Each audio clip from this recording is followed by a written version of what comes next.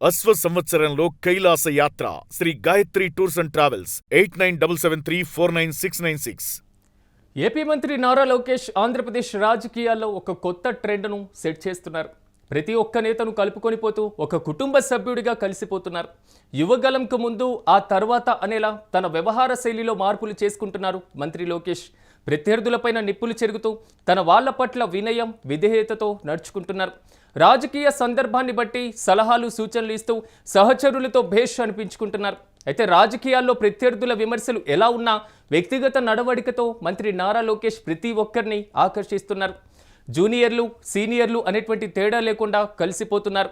తనకంటే చిన్నవారితో కలివిరిగా ఉంటూనే పెద్దవారి పట్ల అపారమైనటువంటి ఆప్యాయతను చాటుతున్నారు. ఇలా యువనేతలకు లోకేష్ స్ఫూర్తిదాయకంగా నిలుస్తున్నారు. అయితే ఇటీవలే అసెంబ్లీ ప్రాంగణంలో ఒక అరుదైనటువంటి ఘటన చోటు చేసుకుంది.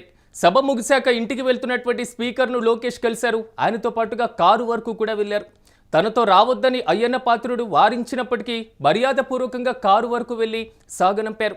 స్వయంగా స్పీకర్ను కారెక్కించి వీడ్కోలు పలికినటువంటి ఈ దృశ్యం రాజకీయాల్లో పెద్దల పట్ల ఉండాల్సినటువంటి సాంప్రదాయాన్ని గౌరవానికి ప్రతీకగా నిలిచింది. మరోవైపు మంత్రి లోకేష్ స్పీకర్ అయ్యన్న పాత్రుడు పట్ల చూపినటువంటి గౌరవం అందరినీ ఆకర్షించింది.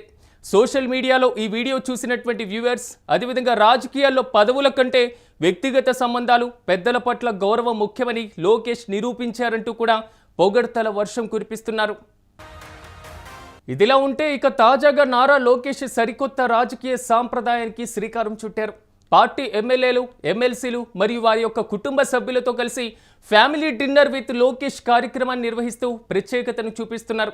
ప్రతిరోజు ఒక పార్లమెంట్ నియోజకవర్గ పరిధిలోని 7 ప్రజాప్రతినిధులను వారి కుటుంబ సమేతంగా ఆహ్వానించి విందును ఏర్పాటు చేస్తున్నారు.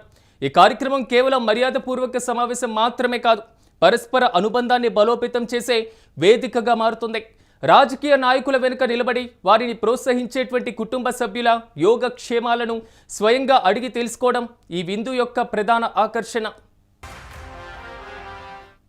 కూటమి ప్రభుత్వంలో నాయకుల మధ్య సమన్వయం పెంపొందించడంలో ఈ వేదిక కీలకంగా మారుతుంది. అభిప్రాయ భేదాలు ఉంటే అవి సానుకూలంగా చర్చించుకునేటువంటి అవకాశం కూడా కలుగుతుంది. పార్టీ కోసం కృషి చేస్తున్నటువంటి నాయకుల్లో తాము ఒక పెద్ద కుటుంబంలో భాగమేననే భావన కలిగిస్తూ మనోస్థైర్యాన్ని పెంచుతుంది.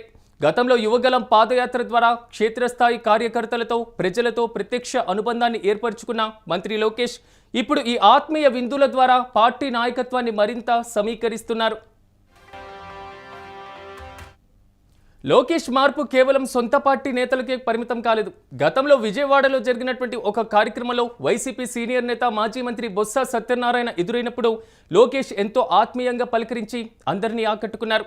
రాజకీయ వైరం ఉన్నప్పటికీ వ్యక్తిగత గౌరవానికి తావుండాలని ఆయన నిరూపించారు. కేవలం మాటలతోనే కాకుండా చేతలతో కూడా తన పరిణితిని చాటుకుంటున్నటువంటి లోకేష్ యువ నాయకులకు ఒక ఆదర్శంగా నిలుస్తున్నారు.